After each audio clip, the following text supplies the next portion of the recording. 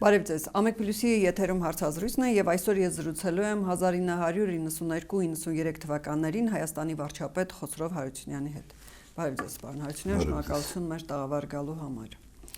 Դուք գիտեք, որ մի քանի օր առաջ Ադրբեջանի նախագահ Իլհամ Ալիևը հայտարարեց, որ արգելքը վերացնում են դեպի Հայաստան բեռնափոխադրումների, այո, եւ քիչ անց էլ պարզ դարձավ, որ Ղազախստանից արդեն Ակտաու, Բաքու, Վրաստանի միջոցով ցորենի առաջին բեռնաքանակն է գալիս Հայաստան։ Սա բնականաբար դրական քայլ կարելի է համարել ամեն դեպքում եւ ինչպես է գնահատում։ Բոլոր դեպքերում իհարկե դրական պետք է համարել։ Դրական պետք է համարել նաեւ այն առումով, որ ըստ էության կենտրոնական Ասիայի պետությունների հետ մեր համագործակցությունը կամ հաղորդակցության հնարավորությունները կարծեք թե ավելանում են։ Անկասկած դրական, ես այլ կերպ չեմ մեկնաբանի։ Խոսքը մի քիչ իսկ ինչն է պատճառը նման հայտարարության այսա մտորելու տեղիք է տալիս ըստիս։ Ոմանք կարող են ինձ չհամաձայնել իդեպ։ Որովհետև եթե ես լսում եմ նրա խոսքը ինչպես բրիֆինգի ժամանակ Տոկաևի հետ համատեղ, այնպես էլ երբ որ իրանք երկուստեք պատվիրակություններով հանդիպում էին, նա ասում է այն մասին, որ խաղաղությունը արդեն վրա է ասել եւ դարել է համարյա թե անշրջելի։ Եվ ես որպես Հայաստանի շարքային քաղաքացի մտածում եմ, արդյոք Ալիևի խոսքերից պետք է ընդհանրել, որ նա պատրաստական է սոտ խոզնավար բոլոր այդ ռազմավարական բարձունքներից ռազմական զինված ուժերը հետ քաշել։ Ես խիստ կասկածում եմ։ Իշխանություններն ասում են, որ սահմանագծման եւ խաղաղության պայմանագրի ստորագրումից հետո արդեն սահմանազատման արդյունքում այդ հարցերն էլ միանշանակ լուծվելու են։ Ըստ էության ինքն էլ խոսած նախաստորագրված փաստաթղթի մասին, չէ՞։ Հիմա ձեզ մոտ արդյոք հարց չի առաջանում, եթե Տրամպն էլ այնտեղ ներկա էր գտնվում այդ օգոստոսի 8-ի գագաթնաժողովում կամ այդ հանդիպմանը, ինչու նախաստորագրվեց, չէ՞ որ կարելի է վերջնաշոտ տեքստը ամբողջովին համաձայնեցված է, մնում է ուղղակի ստորագրել, ինչու նախաստորագրվեց, ընդ որում իր խոսքի մեջ Ղազախստանում Ալիևն ասում է, որ նախաստորագրումն ինքը համարում է արդեն մեծ քայլ առաջ դեպի խաղաղություն։ Հիմա հարց,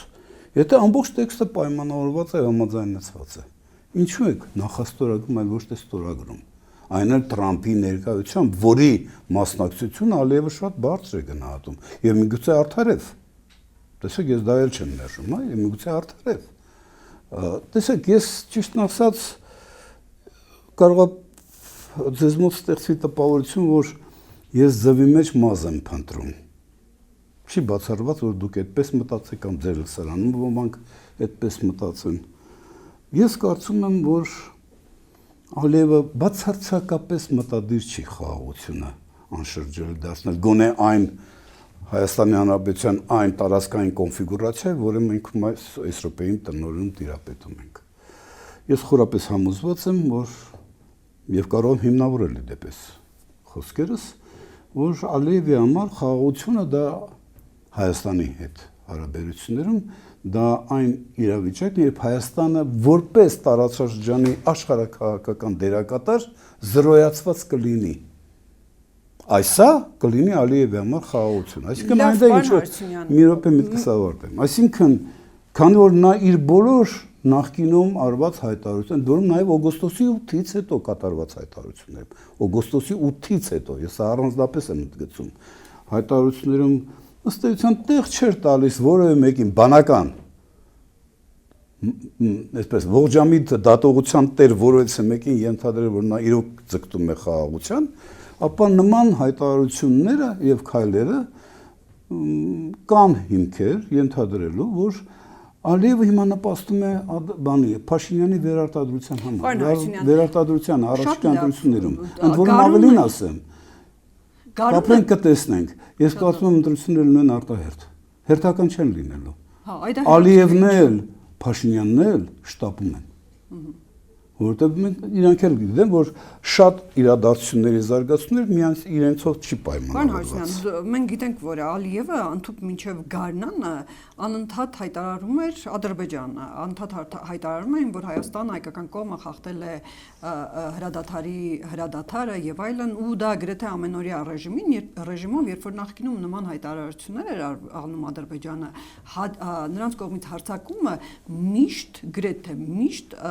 եղել է, այս անգամ չեղավ։ Ինչի նման մտադրություն ունեին ու կարծիք իսկապես Ադրբեջանն ուներ նման մտադրություն, բայց չհարձակվեց, նրանք Դուք նկատում եք հարձակում սահմանային միջադեպեր, թե նկատում եք հարձակում Սյունիքի վրա։ Դուք ինչի նկատում եք։ Ցանկացած տիպի հարձակում։ Չէ, որտեղ դրանք տարբեր Սահմանային միջադեպեր Սյունիքում էլ է եղել, հյուսային հատվածում է եղել, ցանկացած։ Սահմանային միջադեպեր միշտ են եղել։ Բացառություն եղել է երկու դեպքում։ Գրեթե չկա։ Ահա, գրեթե չկա, ճիշտ եք ասում։ Եվ դրան հակում է կատարում նաև Փաշինյանը, պնդելով, որ չգիտեմ, օրերի թվականակը կարող ես շփոթեմ, բայց ինչ որ 170 օրվա մասին էր խոսում, կարծեմ, տեսեք 170 օրը սահմանի վրա ոչ մի միջադեպ չունենք, հետևաբար խոսում այն մասին։ 170 չի, որտեղ եթե Ну կարող է պատահի, ես ասում եմ, սխալվում եմ, դա այդքան էական չեմ համարում։ Կարևորը ինքնին փաստի արձանագրումն է, որը ներկայացնում է հանրությանը, որպես այլևս խաղաղություն անշրջելի է։ Հասկանում եք։ Ես ուզում եմ ձեր հիշողությանը մեջ թարմացնել այն, որ Դուշանբեի վերելակում ձեռք բերված պայմանավորության հետևանքով սահմանային դե չենք իմանում։ Չենք իմանում։ Բայց այդ դեպքում ինչ գիտեք, որ պայմանավորվածություն կա։ Կներեք։ Լավ, Դուշանբեում զրույցի արդյունքում Եթե դուք ներկա եղել եք կամ ձեզ հավաստի կադրեր դուք չեք տեսել, որ Դուշանբեից վերելակից միասին են Ես կադրեր տեսել կարող է մեջկով էին կանգնած իրար չեն խոսում իրար կադրեր տեսել բայց ես խոսակցություն չեմ դուք մնացեք ձեր կարծիքին իսկ վերելակը դա 100-րդ հարկից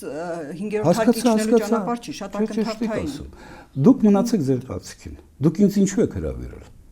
Դուք ինձ հրավիրել եք եւ հարց եք տալիս, որսի կարողանաք մի րոպե ես ասում եմ ինչ պայմանավորվածություն դուք դա չեք ասում։ Մի րոպե միտքներդ պահեք։ Դուք ինձ հրավիրել եք եւ հարցեր եք տալիս, որսի ձեր լսարանը ծանոթանա իմ տեսակետին։ Ես լսարանը նայում իմանալ ինչ պայմանավորվածություն դուք դա ասում եմ, պայմանավորվածությունը կայաններ նրանը, որ մենք սահմանային միջադեպերը կկանգնեցնենք, կասեցնենք եւ այդպես էլ եղավ, բայց այդ ամենը ավարտվեց ինչով 44 օրյա պատերազմով։ Ես ուզում հիշեցնել։ Այնպես որ խաղաղության համար, խաղաղությունը անշրջելի դարձնելու համար սահմանային միջադեպերը հիմք չեն նման պնդումներ կատարելու համար։ Իմ ասածը սա է։ Խաղաղությունը վրա կհասնի Արմինե միայն այն դեպքում, երբ կողմերից որևէ մեկին ձեռնտու չլինի ճնշում կամ ուժի կիրառմամբ կամ ուժի կիրառման սպառնալիքի միջոցով միակողմանի ռազմավարական դիրքեր կամ օգուտներ ձեռք բերելու։ Որտեղից գիտեք ինչ պայմանավորվածություն են դուշ։ Լավ կներեք, հիմա ես կապել եմ պայման։ Ես փաստ եմ արձանագրում։ Վերելակում ոչ մի բան չեն խոսացել, վերելակում իրանք մեջքի կանգնած չէին էլ խոսում ոչ մեկի հետ, բայց արդյունքում այդ Դուշանբեից հետո մենք ունենք տևական ժամանակ սահմանների վրա ընդհանրապես ոչ մի միջադեպ տեղի չէր ունենում, բայց այդ ամենը ավարտվեց 44 օրյա պատերազմով։ Իմ խնդիրը ձեզ եւ ձեր լսարանին ուզում եմ ներկայացնել, որպեսզի կներեք այս խոսքիս համար դուք լավ ըմբռնեք, ընկալեք, թե երբ է խաղաղություն լինում անշրջելի։ Խաղաղությունը կարող է դառնալ անշրջելի, եթե Թշնամի պետությունների միջև ձևավորվել են ամենատարբեր գործոններով պայմանավորված այնպիսի համակարգեր փոխհարաբերությունների, որը զերծ է պահում կողմերից որևէ մեկին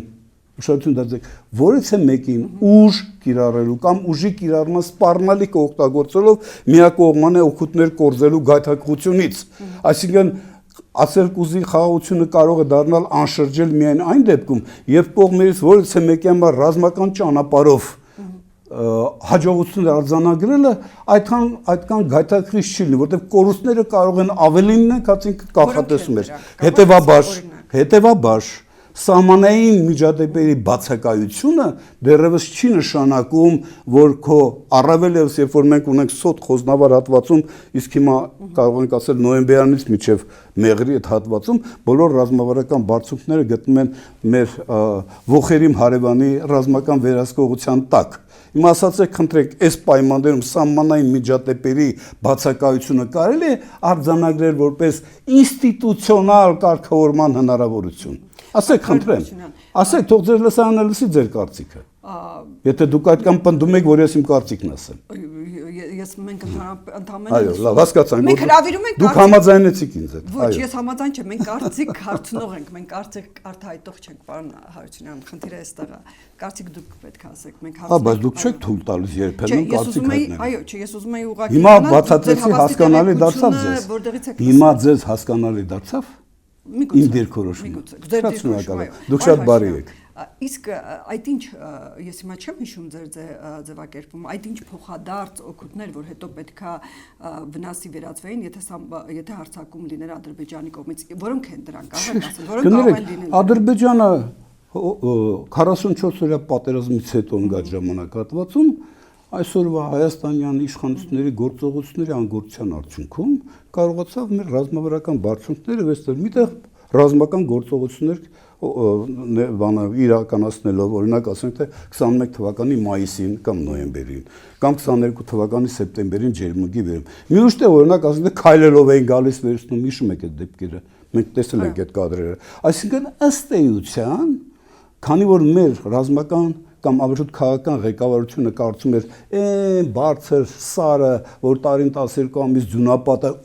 որևէ մեկի համար հետաքրքրություն չի կարող ներկայացնել, նրանք ցույց տվեցին, որ միզանց համար շատ էլ հարմար հետաքրքրություն ներկայացնող օբյեկտներ են դրանք։ Արդյունքում այսօր մեր ամբողջ սահմանը, շփման գիծը, չասենք սահման, որտեղ սահման դեռևս գոյություն չունի, Ադրբեջանի հետ ամբողջ շփման գիծը հայտնվել է ըստ էության Ադրբեջանի ռազմական վերահսկողության տակ։ Դուք տեղյակ չեք, որ ջերմուկի նրանց գրաված դիրքերից մի ինքնաձիգի կրակոցի հեռավորության վրա է սա ճանապարհը, որ գնում է դեպի ներքև, դեպի հարավ, դեպի Սյունիք։ Դուք տեղյակ չեք դրա մասին։ Հերիք է 2-3 անգամ կրակեն դեպի հարավ գնացող մի որևէ մեքենայի ուղղությամբ, այլևս դեպի ներքև, դեպի հարավ, դեպի Սյունիք մեր կենտրոնական հատվածներից մեքենաներ չեն գնա։ Դուք կարծում եք նրանք պատահաբար են այդ տարածքը։ Չէ, իհարկե պատահաբար չի մտածված են այդ տարածքները։ Բա հետևաբար ասացեք, խնդրեմ, էլ ուժի կիրառման սպառնալիքը պոզով պոչով է լինում։ Դա է ուժի կիրառման սպառնալիք ասածը։ Հակադարձումները նման պնդումներին, որ սահմանազատման արդյունքում, սահմանագծման արդյունքում այդ տարածքները ետ են վերադարձվելու Հայաստանի։ Լավ, այդ դեպքում ես ձեզ մի հատ ուրիշ հետաքրքիր թեմա կամ միտք այդ կոնտեքստում առաջարկեմ։ Թե Ադրբեջանը եւ թե Հայաստանը Նիկոլ Փաշինյանի նախաձեռնությամբ սահմանազատման գործընթացի հիմքում վերցրել է Ալմատի հռչակագիրը։ Համաձայն եք թե չէ։ Այո։ Այո։ Ինչ է գրած Ալմատի հռչակագրում, գիտեք։ Ինչ։ Ընդհանրապես երկու տող, որ կողմերը, այսինքն այդ հռչակագիրը ստորագրած կողմերը հարգում են միմյանց տարածքային ամբողջականությունը եւ այն վարչական սահմանները, որոնք ձևավորված էին խորհրդային ժամանակահատվածում։ Այսինքն պետք է ընդհանրել, որ կողմերը համաձայնել են այդ վարչական սահմանը, որը ձևավորվել էր խորհրդային տարիների ընթացքում, կողմերը դիտում որպես իրենց համար հարգում են այդ դիտում այն որպես միջպետական իրենց բաժանող սահման։ Նման մեկնաբանությունը ձեզ մոտ բաներ չի առաջացնում։ Հա, հարկացում։ Ուրեմն սա հիմք ընդունված։ Հիմա հետեւաբար պետք է ընդհանրել, որ սահմանազատման եւ սահմանագծման աշխատանքներում պետք է հիմք ընդունել այն վարչական սահմանը, որ գոյություն էր Ադրբեջանի խորհրդային սովետական սոցիալիստական հանրապետության եւ Հայաստանի խորհրդային սոցիալիստական հանրապետության միջեւ։ Համաձայն եք։ Հիմա չեք բախվել։ Համաձայն։ Խուսափ եք, ասեք, համաձայն եք։ Դե տեսեք։ Ուրեմն 79 թվականին կենտրոնի 1979 թվականին Մոսկվայի կառավարության կողմից որոշում է կայացվել եւ հանձնարարվել Ադրբեջանի կառավարությանը եւ Հայաստանի կառավարությանը համատեղ ձևավորել աշխատանքային խումբ, որը պետք է զբաղվեր այս սահմանի, այդ վարչական սահմանի, ինչպես ասում ենք, վարչական սահմանի սահմանանշմամբ, տենց էին են վաղ անվանում, սահմանագծում 79 թվականից։ Ուրեմն այդ ժամանակվանից երկու խումբ մի կողմից Հայաստանի փոխ կառավարության նախագահի տեղակալի Վլադիմիր Մովսյանի ղեկավարությամբ, մյուս կողմից նրանց իր համացան կոլեգայի ղեկավարությամբ այդ խումբը ստեղծվել է։ Այդ խումբը ուրեմն 900 կիլոմետրից ավել սահմանագից, վարչական սահմանագից սահմանանշել է։ Ստորագրվեց են երկու կողմերի, ստորագրված են ավելի քան 190 արձանագրություններ, որոնք նկարագրում են, բառերով նկարագրում են Հայաստան, Ադրբեջան սահմանը Նախիջևանի եւ մնացած ըստ մեղրից մինչև նոյեմբերյան հատվածներ։ Ընդհանրապես կարծեմ 6 կիլոմետր որ չէ։ Այս բոլոր փաստաթղթերը առկա են, գոյություն ունեն։ Այսինքն 88 թվականի դրությամբ Հայաստանի կառավարությունը եւ Ադրբեջանի կառավարությունը հաստատել են կենտրոնի հանձնարարությամբ այն համաշխատանքային խմբի գործունեության արդյունքը, որի արդյունքում կամ որի հետևանքով առաջացել էր այդ սահմանը։ Այդ սահմանը նկարագրված է ոչ միայն արձանագրություններով, Արմենը, այլ խփվել են նաև սահմանային հենասյուներ։ Հասկանում եք։ Այսինքն այս ամենը կար։ Հիմա եթե մենք կողմ ենք ընդունում կամ հիմք ենք ընդունում Ալմատի հռչակագրում գրվածը եւ դրան հղում ենք կատարում, ընդ որում Ադրբեջանն էլ է համաձայն դրա հետ։ Այդ դեպքում պետք է մենք ենթադրենք, որ խոսքը գնում է 91 թվականի դեկտեմբերի 21-ի դրությամբ Հայաստանի Սովետական Սոցիալիստական Հանրապետության եւ Ադրբեջանի Սովետական Սոցիալիստական Հանրապետության միջև արկա վարչական սահմանի մասին, որը սահմանանշվել 88 թվականի դրությամբ 900 կիլոմետրից ավել տարածք սահմանագից սահմանանշվել է եւ նույնիսկ հենասյուններն է խփվել։ Ավելին ասեմ, Մոսկվան այդ փաստաթուղթը հաստատել է 89 թվականի հունվարի 12-ին։ Հիմա հարց եմ ձեզ տալիս։ Եթե սա կա, իսկ այս մասին այդպես չի, որ Փաշինյանը տեղյակ չի, կամ նրա տեղակալը տեղյակ չի։ Ընդ որում ես իմ ունեցած տեղեկությամբ նույնիսկ այս արձանագրություններին են նրանք ծանոթ, որտեղ այս արձանագրությունները տնօրինող անձնավորությունը օգտվել առիթից իրենց ներկայացրել ասա։ Այսինքն հարց, բայց եթե դուք սա կա, ինչու եք նորից Կիրանցում սկսում սահմանազատում, սահմանագծում, ընդ որում այս պայմանավորվածություններին հակառակ։ Իսկ տեղյակ եք Կիրանցույ հատվածից Ադրբեջանին տրված այդ տարածքները ձեր նշած 89 թվականի հունվարի 12-ի կողմից հաստատված փաստաթղթում դրանք հայկական էին։ Շատ լավ, պարոն Հարությունյան։ Ես իդեպ մի խորհուրդ տամ ձեզ։ Այս նյութերին շատ լավ տիրապետում է ժամանակին ինքը եղել է շատ պատասխանատու պաշտոնյա Արուշան Հակոբյանը։ Նա տևական ժամանակ նաև Սահմանադրական դատարանի աշխատակազմի ղեկավարն էր։ Ես խորհուրդ կտամ հրավիրել իրեն, ինքը կբերի ձեզ բոլոր փաստաթղթերով։ Պարոն Հարությունյան, եկեք վերադառնանք մեր հիմնական թեմային, դուք շատ սահում Բայց կներեք, դուք խոսացիք ասում եք, որ սահմանազատման ժամանակ կարող են կանենք, ես ասում եմ, եթե սահմանազատման հանձնաժողովը հասկացա, ես էլ հիմա բարձրաձայն ձեզ հետ մտորում եմ, ասում եմ, ինչ եք կարծում, Արմինե, եթե իշխանությունը հղում է կատարում 91 թվականի Ալմատի հռչակագրին եւ տեղյակ է, որ այդ պահի դրությամբ եղել է վարչական սահման, ինչու են նորից սահմանագծում եւ սահմանազատում անցկանում։ Թողենք իշխանությունները պատասխանեն։ Մի օր հրավիրեք դուք, հա, իրենց։ Օրինակ Մհեր Գրիգորյանին հրավիրեք ձեզ մոտ։ Այս հարցը տվեք, միգուցե հոդաբաշխ կբացատրի, մենք էլ կհասկանանք։ Ես էլ կբավարարվեմ, կանստեմ տեղս։ Պարոն Հարությունյան, դուք ձեր խոսքում ասացիք, որ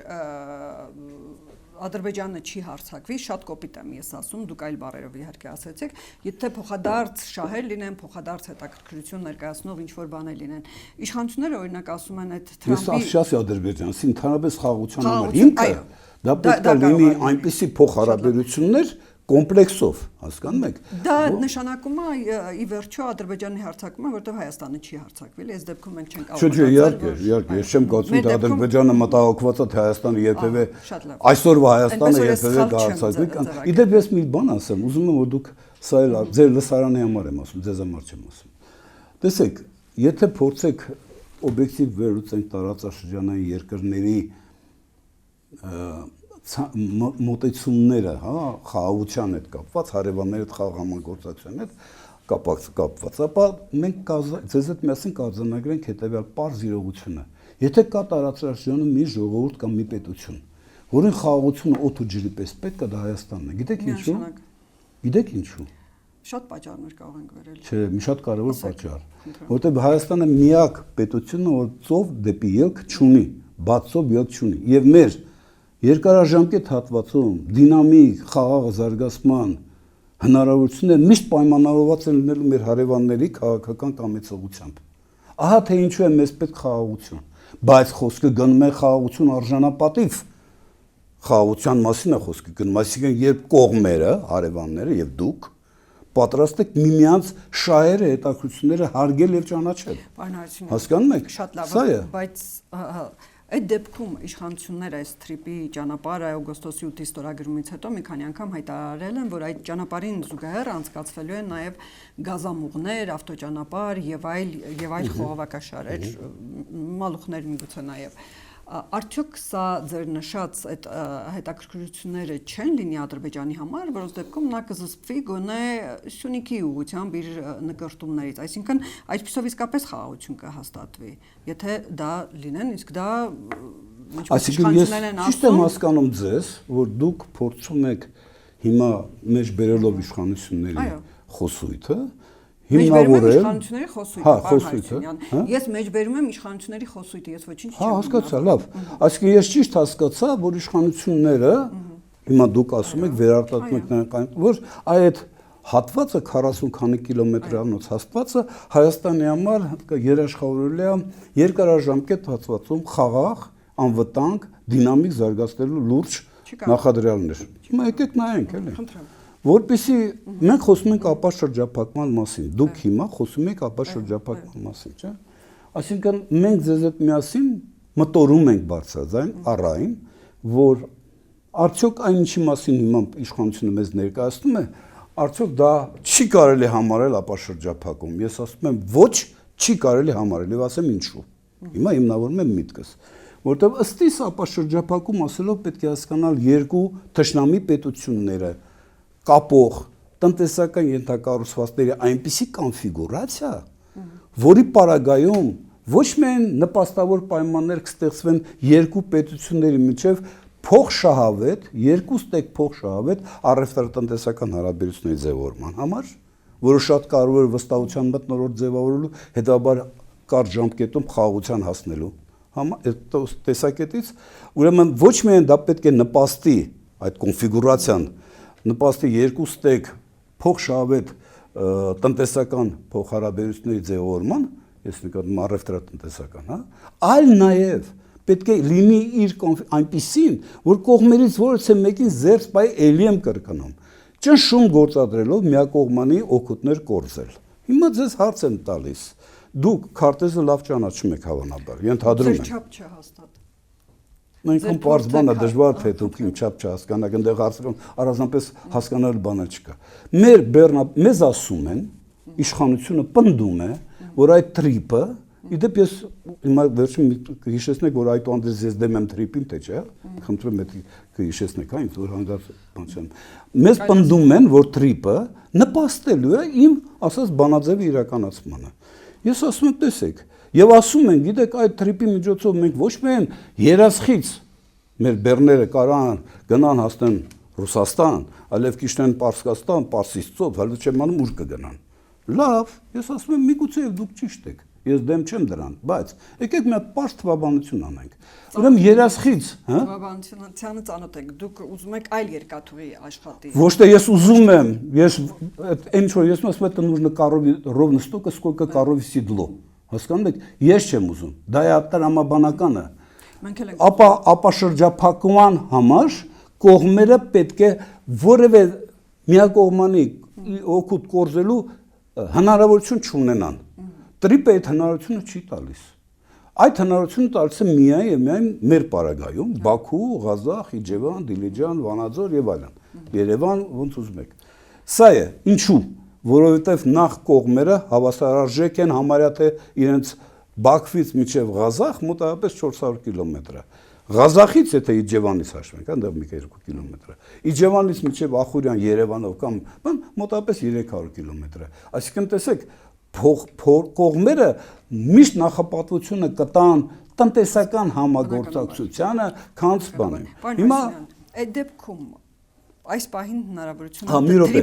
Կներեք, այդ հնարավորություն չկա, կներեք, տենց հասկացողություն չկա հնարավորություն։ Այդ մենք ենք առաջարկում։ Ոչ, այդ մենք ենք առաջարկում։ Հայաստանյան իշխանություններն են դա առաջարկում։ Ես 21 թվականից, մի րոպե, 21 թվականից ես այս հարցին խոսում եմ։ Ես 21 թվական ձեր տաղավարումներն եմ խոսացել։ 21 թվականից ասում եմ, փորձեք ինձ համոզել, որ ես սխալ եմ։ Չէ, դուք սխալ չեք, բայց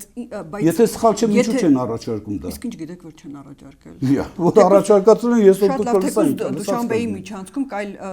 լիֆտում կամ այլ վերելակում կամ այլ դրա մասին խոսք չկա։ Շատ լավ, մեկ այլ վերելակում։ Դե կլինեն, կլսենք, չէ, այսօրվա դրությամբ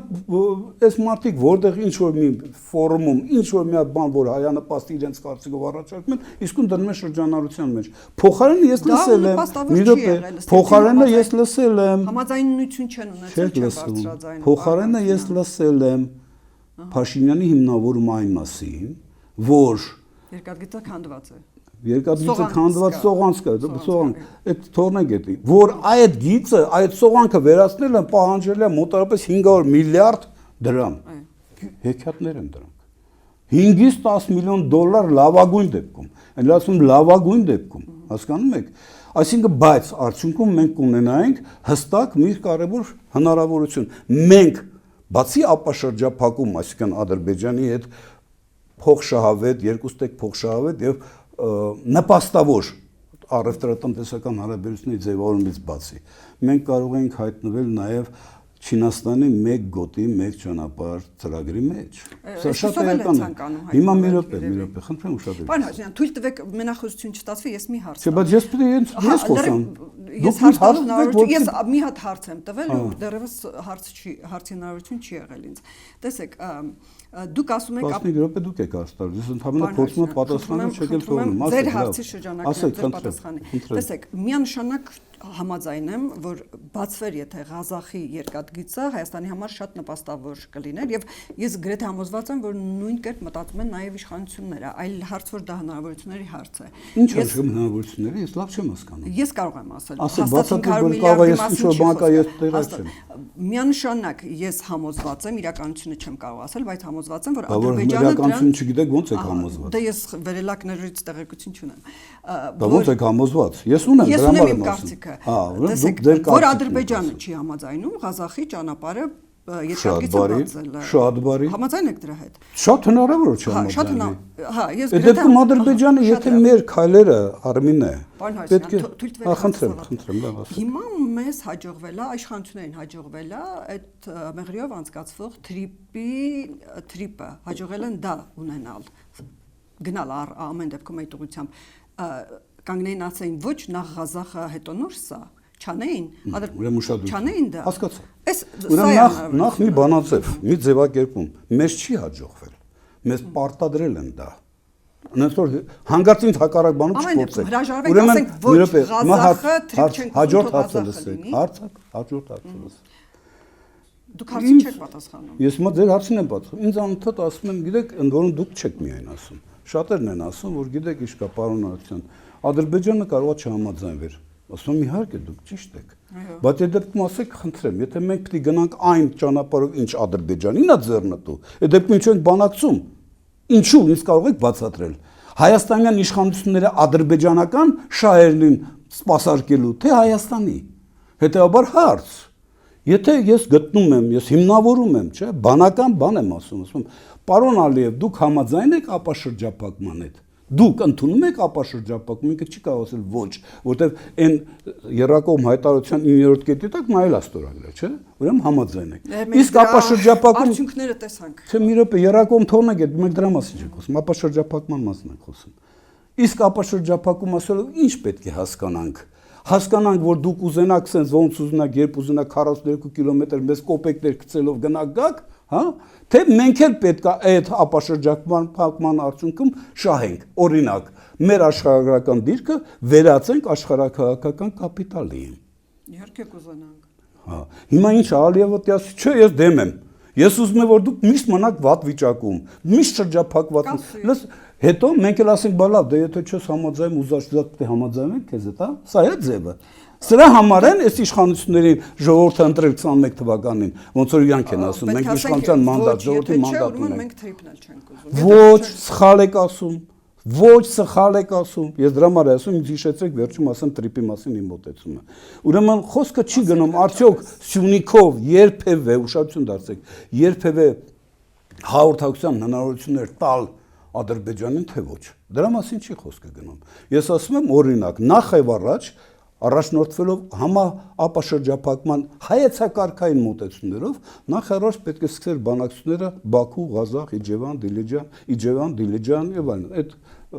ընդորում մտուկ միջև Ղարս։ Այսօրվա դրությամբ դա չի արվել։ Եթե դա արվում էր, ես ասում եմ, սկսենք աշխատել։ Միգուցե մենք կարողանում ենք միմյանց սկսենք վստահել։ 3, 4, 5 տարուց հետո խնդրեմ եկեք խոսենք նաև բացառում եք որ հաջորդիվ կարող է լինի Ղարսի երկաթգծի բացառում եք Ղարսի երկաթգծի ինչ բացառում եք որ հաջորդիվ կարող է բանակցությունները գնան այդ ուղղությամբ որ ուղղությամբ Թրամփից հետո Ղազախի երկաթգծի Ղազախի հատվածից բացառում եմ Ադրբեջանը չի բացառում չէ ինչի է իրեն պետք ինչին է իրեն պետք Ադրբեջանը դա ձեռնտու չի գիտեք ամբողջ տրիպի իմաստը որն է Հայաստանը իր բյուջեից մոտ 150 միլիոն 200 միլիոն դոլարի ծախս պետք է կատարի մի հատ ժամանակակից նահանգները նվիրել է այդքան գումար տրիպի համար լավ նվեր լավ մենք ինչ որ մեկից պիտի նվեր ստանանք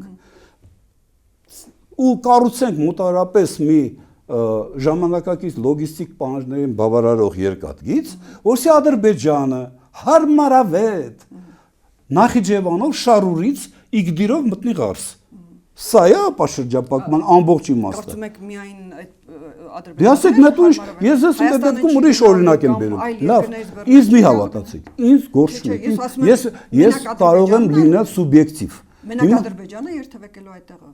Ադրբեջանի տարածքով է գնաց կգալ, ինչ ասում Ադրբեջանն է երթևեկելու։ Ես ասում եմ ադրբեջանցիները գնացքներ ավելի շուտ այդ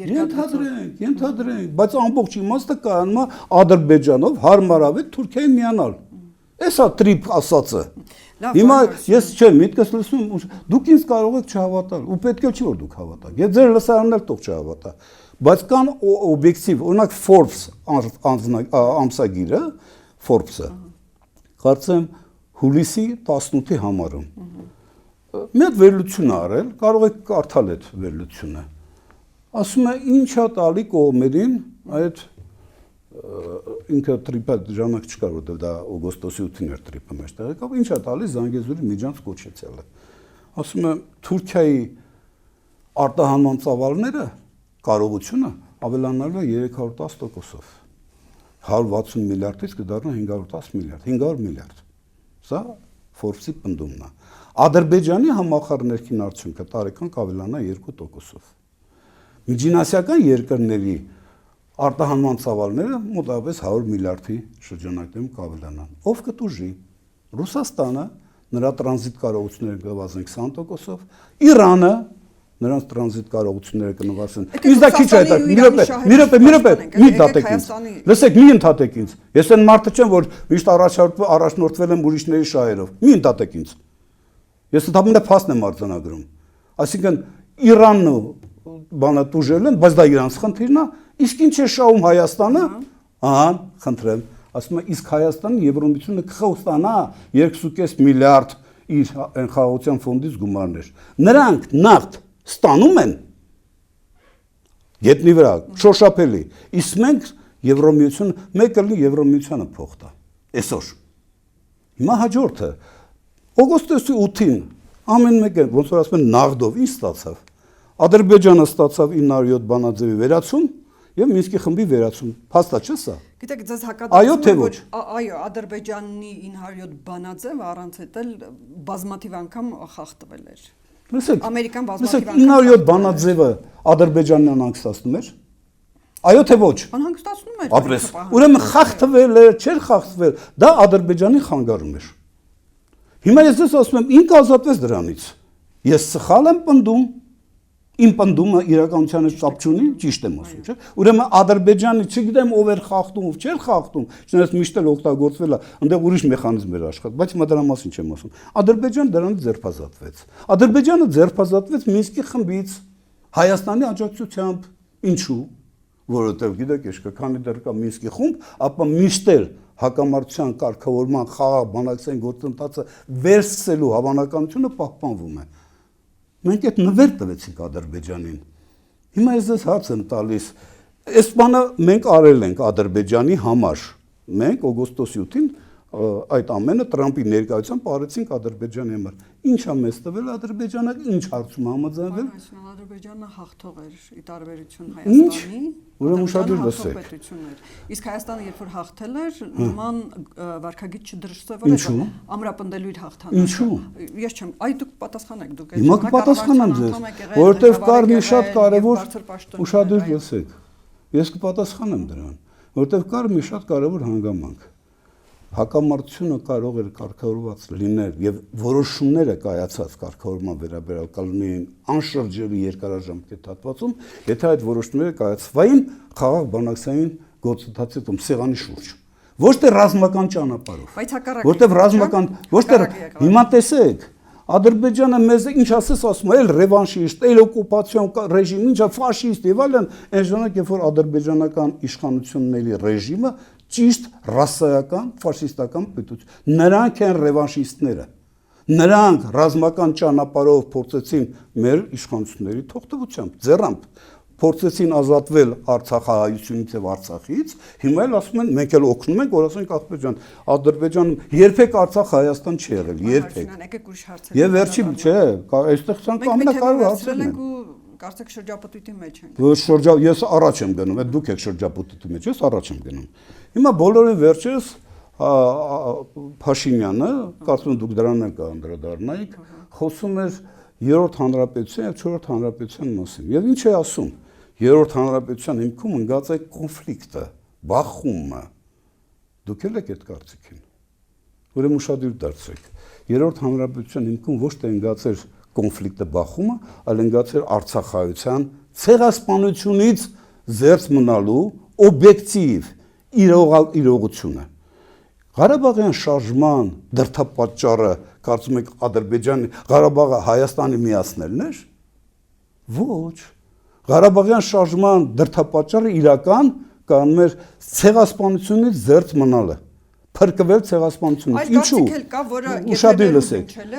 Ղարաբաղյան շարժումը, օրինակ, տարբեր եթերներում եւ տարբեր փորձագետներ եւ ընդ որում տասնամյակներ շարունակ անկախությունից հետո, որ դա ստեղծել է ռուսական ԿԳԲ-ն, կոնֆլիկտ հրահարելու նաեւ եւ կոնֆլիկտները սկսեց տարածվել այն միտքը, որ դա ամբողջությամբ անում էին ՑՌ-ն ու մի6-ը։ Հա։ Ինչ-որ փաստեր էլ կա, կարող եք մտնել YouTube նայեք։ Ես հիմա դա չեմ ուզում դառնալ։ Ես ուրիշ բան եմ ասում։ Դատարկ տեղը ոչ մի բան չի ձևավորվում։ Կար պարարտ հող Ղարաբաղյան շարժման համար եւ այդ պարարտ հողը որից երկրները տարբեր կարող են օգտվել։ Այդ իրանց խնդիրն իհարկե, բայց որի համար պարարտ հողը այն էր, որ Ղարաբաղը, ղարաբաղցիները շատ հստակ տեսնում էին ինչ տեղի ունեցավ Նախիջևանի հայության հետ։ 1921 թվականին, երբ որ Նախիջևանի այդ ավտոնոմ հանրապետությունը տալիս էին բանին, Ադրբեջանի կառավարմանը, նա ինչու կոչվեց ավտոնոմ հանրապետություն, որովհետև այնտեղ իրենք ադրբեջանցիները փոքրամասնություն էին։ Մեծամասնությունը հայությունն էր։ 88 թվականին Նախիջևանը լքեց վերջի հայ ընտանիքը։ Այսինքն խորհրդային տարիներին այլևս Հայաստանում, Նախիջևանը ոչ մի հայ չէր մնացել, ճիշտ է թե չէ։ Դա հենց հայրենազրկման հետևողական քաղաքականություն է, որ իրականացնում են Ադրբեջանի քաղաքական ղեկավարությունը նույնիսկ խորհրդային տարիներում։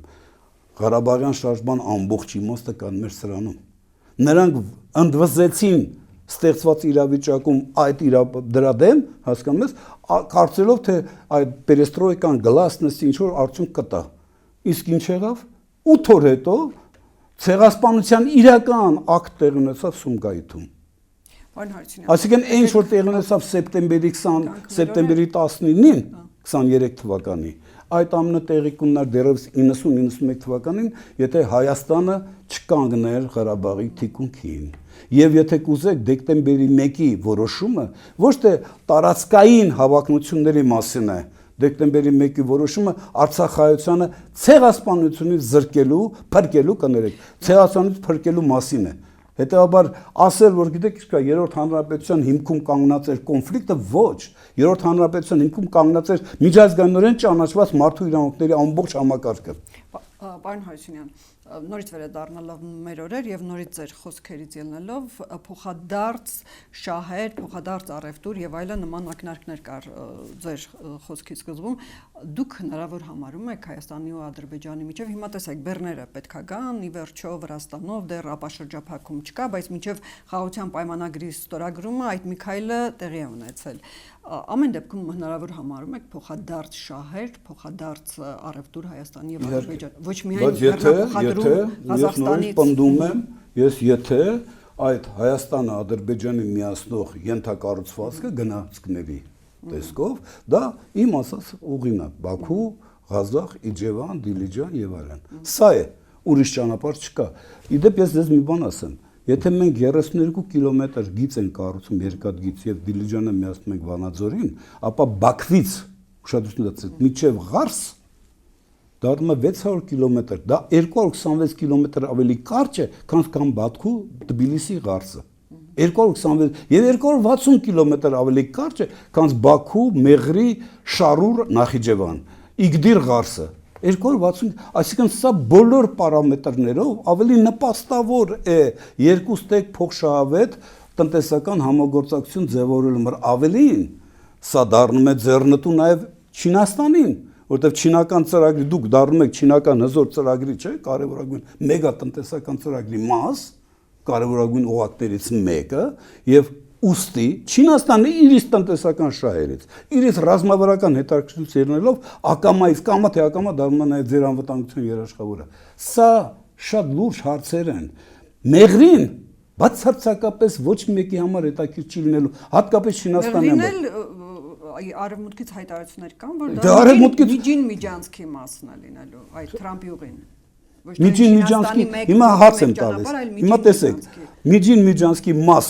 ավելի շուտ կարող լինել իմ նկարագրած Բաքու, Ղազախ, Իջևան, այդ գիծը, որը կրկնում եմ ընդամենը 600 կիլոմետր եւ 226 կիլոմետր, մնացածից շատ կարճ։ Թե ձեր նկարագրած, ասենք թե Բաքու իհարկե շատ լավ կլինի, որ ձեր ասածները ուրեմն շատ լավ, հետաբար ես ճիշտ եմ հասկանում, որ դուք եք այն կարծիքին, որ տրիպի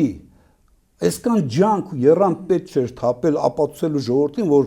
մեղրիով երկաթգծի անցկացումը մեզ շատ օգտակար է, փոխարենը այդ ջանքի կեսը պետք էր ներդնել եւ օգտագործել Բաքու, Ղազախ, Իջևան,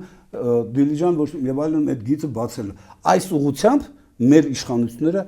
մատը-մատին չեն խփել։ Մատը-մատին չեն խփել։ Լավ, պարոն Հարությունյան, ես այլ հարցեր եմ ուզում անդրադառնանք, բավականին սրված է հիմա Հայաստանի բեռնափոխադրողների, ավտոմոբիլային բեռնափոխադրողների խնդիրը Ռուսաստանի միգրացիան օրենքի խստացումից, գիտեք, շատ չմարամասն եմ, այդ 90 օրը, 170 օրը դարձել է 90 օր, ինչը չի բավականացնում։ Ղազախստանի դեպքում Ռուսաստանը գնաց զիջմանը եւ այդ խստությունը հանեց։ Հայաստանի դեպքում ինչու դա չի անում։ Ես կարծում եմ Ղազախստանի իշխանությունները աշխատեցին ռուսների հետ։ Հայաստանի իշխանությունները Ես տեղյակ եմ, որ աշխատեցին։ Ամեն դեպքում ասում են, որ մենք աշխատում ենք, փորձում ենք, իսկ սկզբանե հայտարարում են։ Ես օրինակ գտնում եմ, որ Ռուսաստանը թեկուզ սեփական անվտանգային շահերից ելնելով հիմա խախտում է ԵԱՏՄ պայմանավորվածությունները, որտեղ ԵԱՏՄ-ն դա կապիտալի, աշխատուժի, ազատ տեղաշարժի մասին համաձայնագիր է։ Հասկանում եք, եւ որևէ տրամաբանություն սահմանափակել, այն էլ քո ռազմավարական գործընկերոջ, հա, ես դեռ տրամաբանություն չեմ տեսնում։ Ես հասկանում եմ, որ նրանք գնում են այդ ճանապարհով, ենթադրելով, որ այդպես իրենք միգրացիոն քաղաքականությունը խստացնելով փորձում իրենց ներքին անվտանգության հարցեր լուծել, բայց կներեք, բայց ոչ ԵԱՏՄ-ի հաշվին։ Ոչ ԵԱՏՄ-ի հիմնարար սկզբունքների հաշվին, ես սա եմ ասում։ Եվ հայաստանյան իշխանությունները դրանով պետք է զբաղվեն հիմա։ Ղազախստանը շատ հետևական է աշխատում իմիջիալոց։ Ես չգիտեմ, եթե աշխատում են, լավ չեն աշխատում ուրեմն Ռուսաստանի հետ։ Էկոնոմիկայի նախարարն ասում է, որ մենք տեղյակ ենք, խոսում ենք, զբաղվում ենք։ Գիտեք, պետք չէ խոսալ, պետք է գնալ, նստել ու հասնել լուծման։ Սա է ճանապարհը։ Խոսալով հեռախոսազանգով տենց հարցեր, հա? Գևորգ Պապայանը գնա Ռուսաստան, ըստ այնտեղ հա, իր վիզավի հետ, իր գործընկերոջ հետ նստի, ասի, եկեք մի հատ հասկանանք։ Մենք Եվրասիական տնտեսական միության անդամ ենք, այո։ Կա Եվրասիական տնտեսական միության կոնցեպտուալ դրույթները շարադրած, այո։ Ինչ անդեղ գրած։ Գրած է որ ազատ տեղաշարժ պետք է լինի, այո։ Ինչու եք խախտում։ Իսկ Թող բացատրություններ տան։ լավ, իսկ Հեռախոսազանգով, ես ուզում ասեմ, Արմենը, իմ փորձը հուշում է, հեռախոսազանգով տենց խնդիրներ չեն լուծվում։ Սա լուրջ հարց է։ Իրանք հիմնավորում են իրենց ներքին անվտանգություն երաշխավորելու տեսանկյունից։ Դուք կարծում եք միայն դա է պատճառը, թե կա նաև մտրակի որոշակի Չէ, դուք սխալվում եք։ Հայաստանի Համոզված եմ ոչ։ Սա ընդգծված վերաբերմունք չի Հայաստանի նկատմամբ։ Ես մի րոպե անգամ չեմ կասում։ Այդ դեպքում Ղազախստանը հաստատ ներկայացրած կլինի, ինչպես մենք ենք այս տաղավարում ներկայացնում, որ դա ԵԱՏՄ-ի կանոններին հակասում է։ Որոշումը կայացնեին ընդհանուր Ճիշտ եք ասում, ԵԱՏՄ-ը պետք է ասել, ոչ թե ռուսաստանյան իշխանությունները։ Ես սա եմ ասում։ Իսկ մենք ԵԱՏՄ-ում նախարար ունենք։ Ունենք, չէ՞։ ԵԱՏՄ հանձնաժողովն ունենք մեր նախարարը, չէ՞, Հայաստանից։ Բան նրա գործիան ունի, չէ՞։ Չէ, ես ուզում ասեմ, աշխատել ես սենց եմ հասկանում։ Շատ գործնական տեղում դեսպանատուն, ԵԱՏՄ հանձնաժողովի նախարար, տնտեսության գծով պատասխանատու ենթադրենք Մհեր Գրիգորյան, որ հաճախ ավերջուկի հետ հանդիպումներ չէ ունենում, եւ էկոնոմիկայի նախարար, վերջնաշու վարչապետ։ Սրանք բոլորը են բաներն, որոնք իրանք պետք է նախապատրաստեն ու վարչապետը այեջանակ վարչապետը զանգով կարող է այդ հարցը կարգավորի։ Երբ որ արդեն հիմքը դրած է, այսինքն կան բոլոր պայմանավորվածություններ, մտնում է առաջի դեմքերի միջև ձեռք բերվի համաձայնություն այդ պայմանավորվածությունները կյանքի կոչելու։ Այսպես են աշխատում։ Ես չգիտեմ որքան հնարավոր կլինի կամ որքան շուտ կլինի կամ կլինի թե չի լինի, ամեն դեպքում առաջին քայլերը կան Ադրբեջանի հետ հարաբերությունների կարգավորման, ինչու՞ չէ նաև Թուրքիայի հետ։ Ձեր կարծիքով բացի Ղազախի երկաթգծի վերաբերյալ ձեր ներկայացրած դիտողություններին Հայաստանը այլ ինչ պետք է նաև Թուրքիայի հետ կապված ինչ պետք է անի ավելի պատրաստ պետք է լինի Առաջարկեի ասեի պարոն հարաբերություններին ոնց որ ես հասկանում Էրդողանը Նիկոլ Փաշինյանի համար ընդգծված հեղինակություն է։ Իմջալոց այս հեղինակը չկա խոսքիս մեջ։ Լուրջ եմ ասում։ Ես կասեի օրինակ եթե ես լինեի վարչապետը, կասեի գիտեք, այդքան խոսում եք Զանգեզուրով հաղորդակցվելու, չէ՞, ասենք թե Ադրբեջանի հետ, մենք էլ մի խնդիր ունենք։ Ինչպես դուք եք գտնում որ մենք այդ հնարավորությունը ձեզ պետք է Ադրբեջանի հետ միասին տրամադրենք, ես էլ մենք առաջարկում ենք դուք էլ քննարկեք մեզ հետ միասին Գյումրին Սևծովյա ափի որևէ նավանգստին միացնող ճանապարհի մասին։ Թող հարցը բարձրացնի, տրապիզոնի օրինակ։ Թող հարցը բարձրացնի, տեսնենք Էրդողանի ռեակցիան ոնց կլինի։ Այն որ Փաշինյանը ասում է Թուրան, թող գնան էլի։ Տեսնենք Էրդողանը կասի, դե գնացեք եկեք, ոչինչ էլի։ Թող բարձրացնի, ես կանեի դա։ Ես կկապեի ձեր մտադրությունների հետ, պարոն Էրդողան Ալիևի հետ միասին։ Եթե դուք ուզում եք Սյունիքով կապնվեք, ինձ էլ խնդրեմ եկեք պայմանավորվենք, որ հատուկ ֆրիվեյ լավ ճանապարհ է բացվում, ինչպես Ալիևն ասում է, ոչ մեկի դեմքը չենք ուզում, դե մենք էլ ոչ մեկի դեմքը չենք ուզում։ Միանում ենք տրապիզոնի հետ։ Հələ բանալ տրապիզոնում մեզ երկար տարով, 99 տարով մի հատ փոքր տարած տվեք, մենք կամաց մեր նավահանգիստը կսարքենք ու կունենանք հայկական նավատորմ։ Ինչու՞ չի ասվում։ Տեսեք, փորձեք հələ, խորհուրդ տվեք իրանց։ Ինչ են լսի, ձեզ կարող է լսեն։ Չէ, ինձ չեն լսի, ձեր խորհուրդ տվեք, տեսեք Էրդողանի դեմքի արտահայտությունը, ուշ բառերը չեմ ասում։ Էրդողանի դեմքի արտահայտությանը կնայեք, ինչպես նա դրան կվերաբերվի։ Սա է քաղաքականությունը։ Սա է, երբ որ դուք խոսում եք, այո, ասում եք, եթե դուք ուզում եք իմ տարածքից օգտվել, ես էլ այսպիսի խնդիր ունեմ։ Ինձ համար խիստ կարևոր, սարսափելի կարևոր խնդիր։ Տեսնենք Էրդողանը ասենք ժպտայես կպատասխանի կամ գոնե կարձագանքի դեմքի արտահայտությամբ։ Կարող եք չկասկածել։ Խնդրեմ, սրանք են, այսպես է խնդիրները պետք է լուծել։ Սա է լուծումների ճանապարհը։ 3+3 ֆորմատը ինչու չի օգտագործվում։ Ինչու չի օգտագործում 3+3 ֆորմատը իմ նկարագրած ճանապարհը ներկայացնելու համար ինչու չի օգտագործվում։ Անմիջական կապ կա Թուրքիայի հետ էլ, Թուրքիայի հետ կա, Իրանի հետ։ Ես անգամ պետք է ասեմ։ Ես ձեզ ասեմ անգամ։ Օրինակ ես առանձին կապերը բավական տեսեք, ես ասեմ, ես օրինակ հայ-թուրքական հարաբերությունների կարգավորումը երբևէ չի դիտարկի տնտեսական նոր հնարավորությունների ձեռքբերման կոնտեքստում, եթե իմ ես նկարագրած սխեման Գյումրին ասենք թե տրապիզանի հետ կապող այդ միջանցքը չկա։ Եթե այդ հարցը չկա, ես առանձնապես դա ավելի շատ կդիտարկեի հարևանի հետ քիչ թե շատ բարի դրացիական հարաբերություններ, բայց ոչ մի նախապայմաններ չի ընդունի։ Այդ թվում նաև ցեղասպանությունից խուսափելու։ Օրինակ հիմա եկել է պետք է ասեմ, էլի, հիմա այս ցեղասպանության հուշահամալիրը, որ sense քարուքանդ են արել, ինչի են արել։ Որ եկող տարի հանգած այդ ապրիլի 24-ը չնշվի, որտեղ եկող տարի մայիս ամսին այստեղ պետք է լինի մեծ քաղաքական հավաք, որին ասում են, որ պետք է մասնակցի եւ Թուրքիան ու Ադրբեջանը եւս, ես նկատեմ եվրոպական քաղաքական համայնքը չի եղել ծրագրում, որ այդ քաղաքական համայնքը պետք է գնա Ծիծեռնակաբերդ։ Գիտեք, երբ որ Ծիծեռնակաբերդի համալիրը չկա, ընդհանրապես ավելի հեշտ է ասել, որ գնում ենք ինչ անենք, չեն գնում վերանորոգման վիճակում գտնվող հապշալիրամ։ Եթե նա լիներ, ապա օբյեկտիվորեն հարցը կառաջանար։ Բայց խնդիրը կանգնի նրան, որ գործող իշխանությունը ընդհանրապես ցեղասպանությունը մերժում են ընդհանրապես այդ գաղափարը։ Հիշում եք, որ Փաշինյանը ասում էր, ես պետք է հասկանամ, դեռևս թուրքերը ունակ են այդպես բաներ անելու։ Չէ, այդպես չի ասել պարոն Հարությունյան, պետք է այս դեպքում թե ինչու տեղի ունեցավ, ոչ թե ունակ են, այլ թե ինչու տեղի ունեցավ, ինքը հստակ կոնտեքստ դնելու։ Հակառակում համոզել, ես իմ բառերի տերն եմ։ Ինքը կարող է ունակ բառը չասեց, բայց կարող է ունակ, բայց տեղի ունեցան։ Ոչ, ու շարունակեց, իսկ այսօր նրանք գնան այդ ճանապարհը, լավ, ունակ չեն, բառը հանենք։ Մոտավորապես սա է ասվել։ Այսինքն կասկածի տակ էր վերցնում այսօրվա Փաշինյանի ես դες մի հատ հարց եմ ուզում տալ դրթողների կամ մասնակիցների կամ նպաստողների այլ երկրներից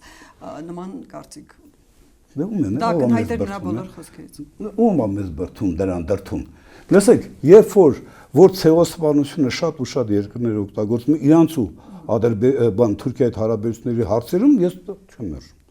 այստեղ փաստ է բայց դա Թուրքիայի խնդիրն է իմ խնդիրը չի